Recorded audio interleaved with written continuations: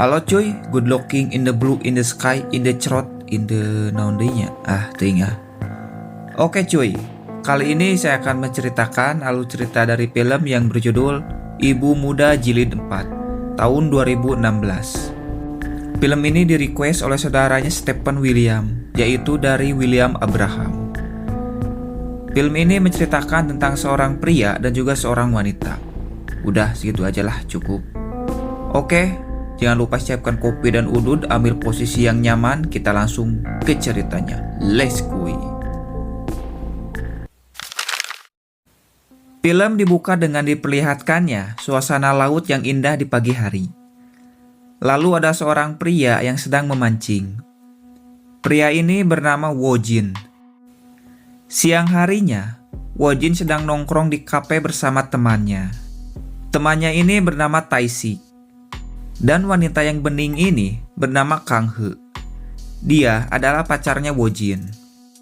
Dan wanita yang sangat seksoi satu ini bernama Minjong. Dia adalah pemilik kafe ini. Asli cuy, entah kenapa kalau di film ada ini cewek, bawaannya semangat jir. Malam harinya, Wojin dan Kang He sedang pacaran sambil menikmati suasana pantai di malam hari. Tapi yang buat saya salut, si Kang He ini setiap pacaran hanya mau saling melakukan cipok-mencipok saja. Dan tidak ingin melakukan ritual kuda lumping. Sedangkan si Wojin setiap pacaran selalu ingin melakukan ritual.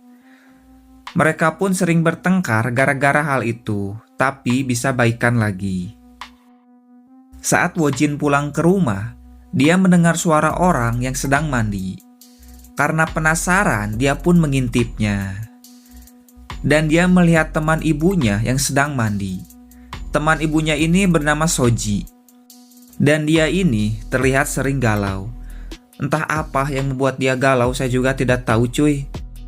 Mungkin kalian bisa tanyakan ke tukang cilok langganan kalian. Mereka berdua pun lalu mengobrol dengan santuy. Tapi di sini, si Wojin terus saja melihat ke arah analog bilik Soji. Karena terbawa suasana, ditambah lagi udara malam yang sangat dingin, mereka pun masuk ke dalam dan langsung melakukan ritual penggeprekan. Tapi jadahnya, itu semua hanyalah mimpi saja.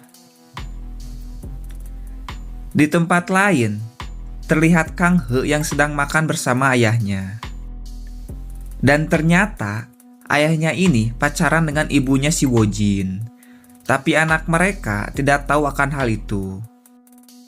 Sedangkan si Taisik sedang asik menonton film Pemersatu Bangsa. Tapi tiba-tiba dia dikagetkan oleh si Wojin yang melihatnya dari jendela.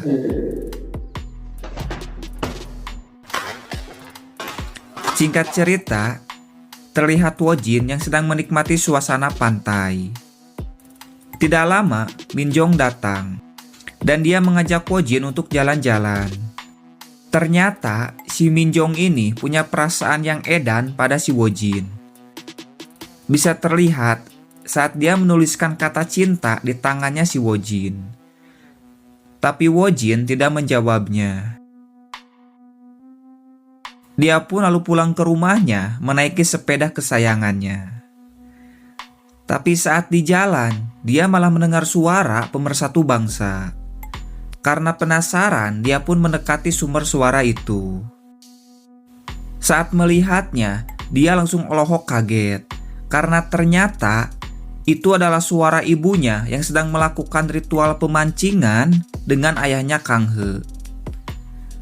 Hal itu pun membuat si Wojin langsung marah dan kecewa.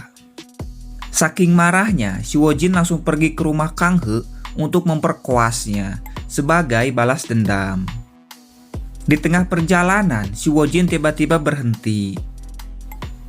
Karena dia sadar bahwa tindakannya itu salah. Hal itu pun membuat Kang He langsung marah dan akhirnya memutuskan si Wojin. Malam harinya, lagi-lagi si Wojin ini malah bermimpi sedang melakukan ritual penggoyangan kasur dengan Soji. Dia pun langsung terbangun dari mimpi yang indah itu dengan celana yang basah.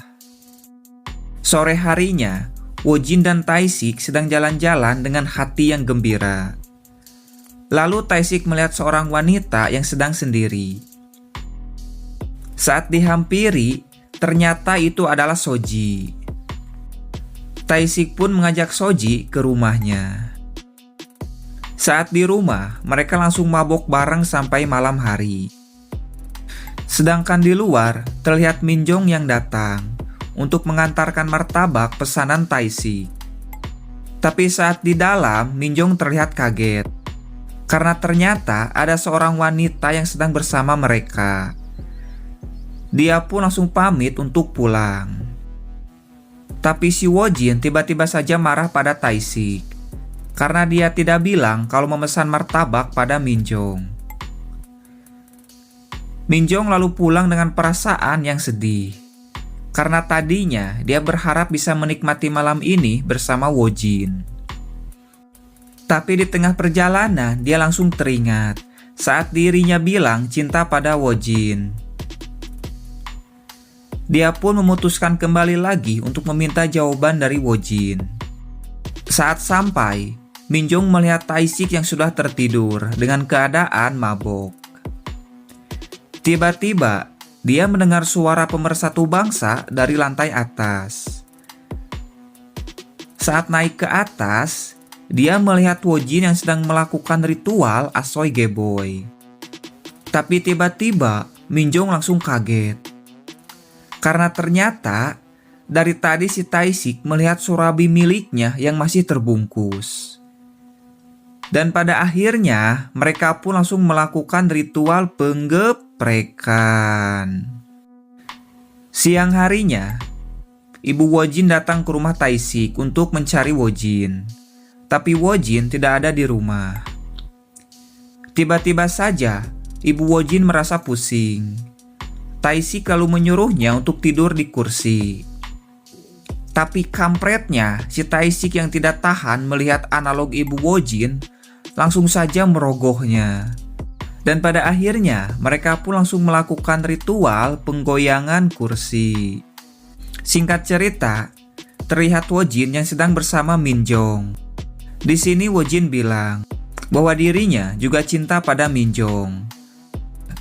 Mereka pun langsung adu jigong dan lanjut ke tahap selanjutnya, yaitu melakukan ritual penggeprekan.